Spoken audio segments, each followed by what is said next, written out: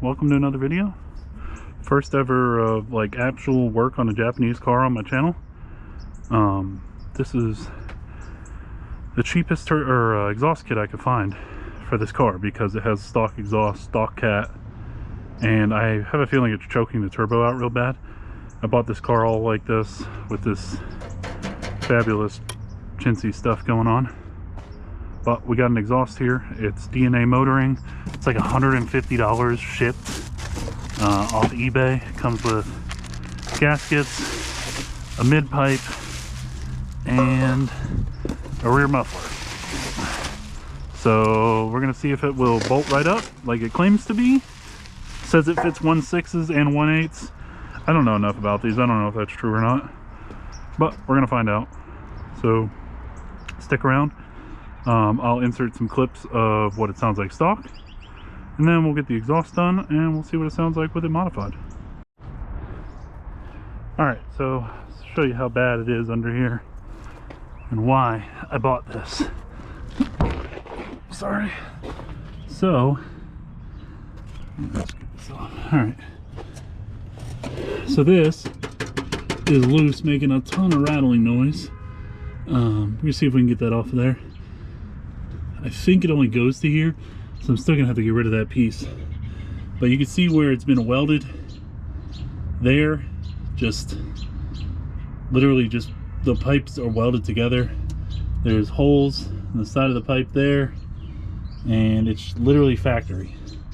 Like, is that even a 2-inch? I don't even know what that is. Like inch and 3/4. I don't know what that is. It's super small, but you can see how much it chokes down right there, and then out to the back where the stock muffler is. So we're going to work on getting this unbolted here, and then we'll work on getting all the clamps off and disconnecting the exhaust from the actual car. But main goal is to get it unbolted first. Alrighty.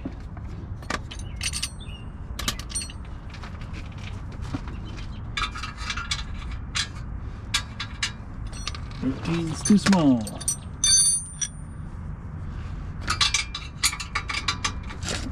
Oh yeah. Alrighty.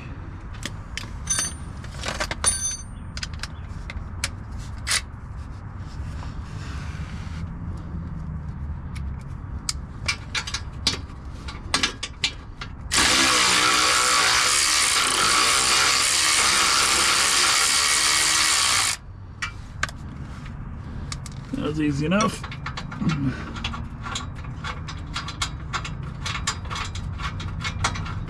I mean, underneath this car, it actually looks really good for a 30-plus-year-old car, man. This is not too shabby. The Audi that I traded, I only estimated the value on it to be about $3,500 to $4,000. So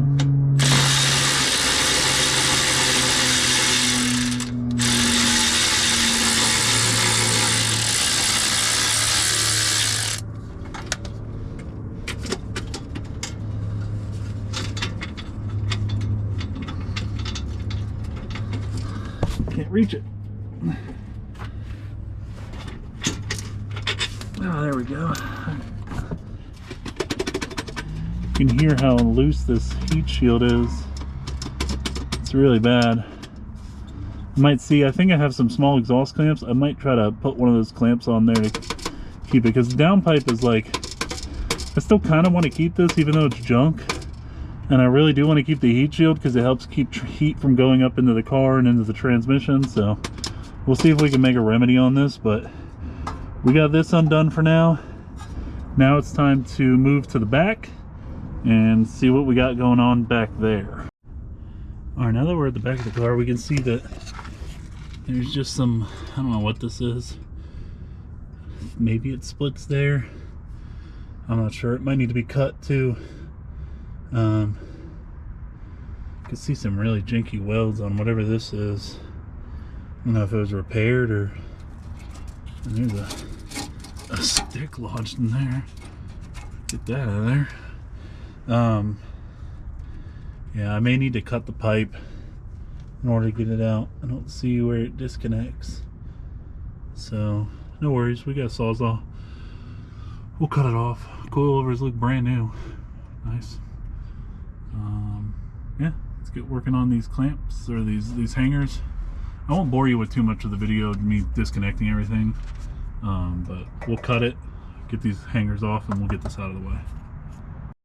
Alright, so I cut the exhaust in a semi-straight area where I can be a slide clamp could be put back on if you ever want to run the stock exhaust again. Probably never will, but these things are getting pretty rare, and this exhaust is not, this muffler is not super rotted out, so it's probably actually worth a little bit of money to some kind of purist, but the rest of that is not worth anything. But we're going to take it off anyways. So it looks like we got a little resonator there, then we got the cat up there, and then the muffler here, and so we're good. Let's get this front clamps taken off and then get it out of here.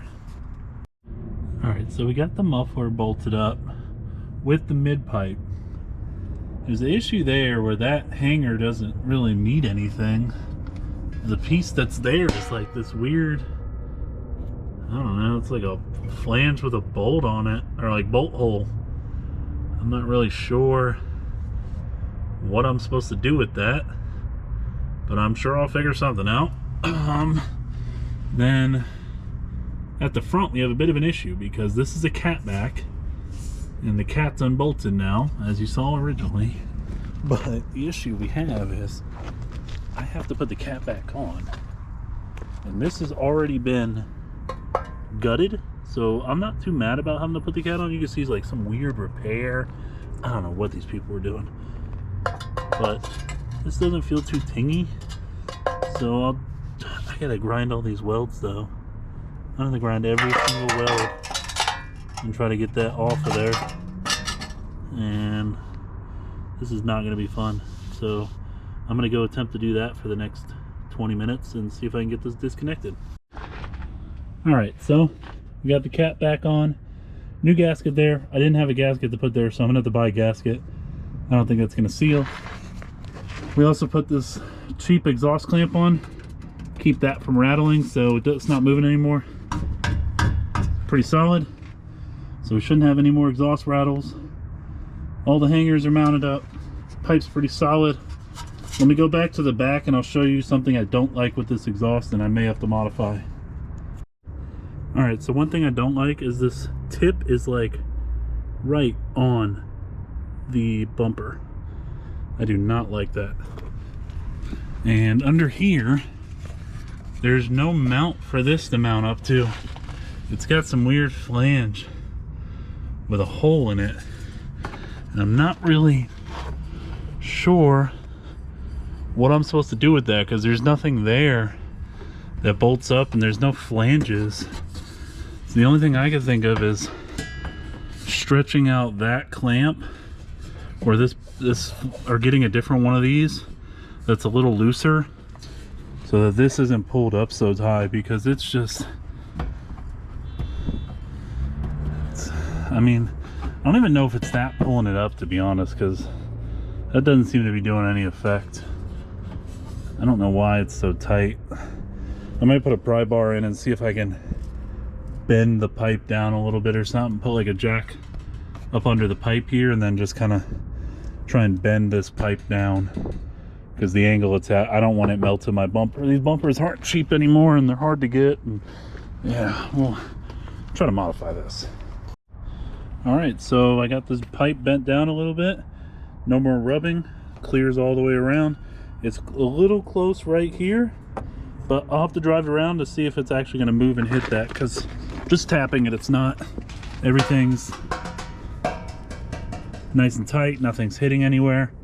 It's got a little bit of movement still, but for the most part we're good. So the exhaust is installed. If you push it too far, it does hit the bumper on the edge on the bottom there. So we'll have to see if I need to trim a little bit or if I need to bend it a little more this way. I'm not sure. It fits in there pretty good though. I like where it sits. And I had to put a bolt through the hanger up there. So I got a little bolt in there, tightened it down, and it's pulling it just, it's got just enough tension to keep it centered where it needs to be.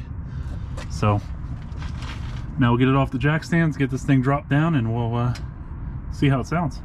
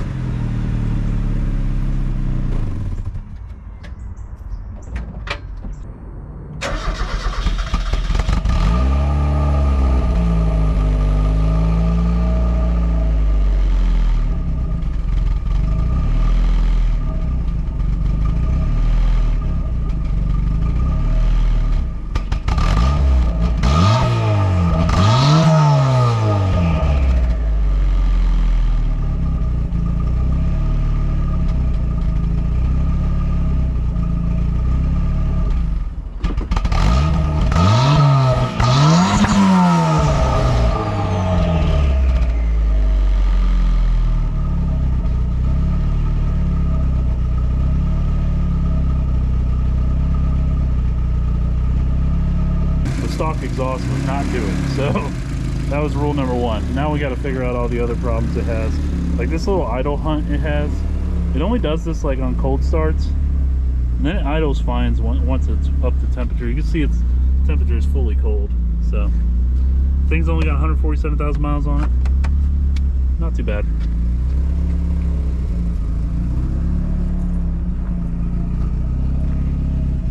The little Miata, little turbo Miata.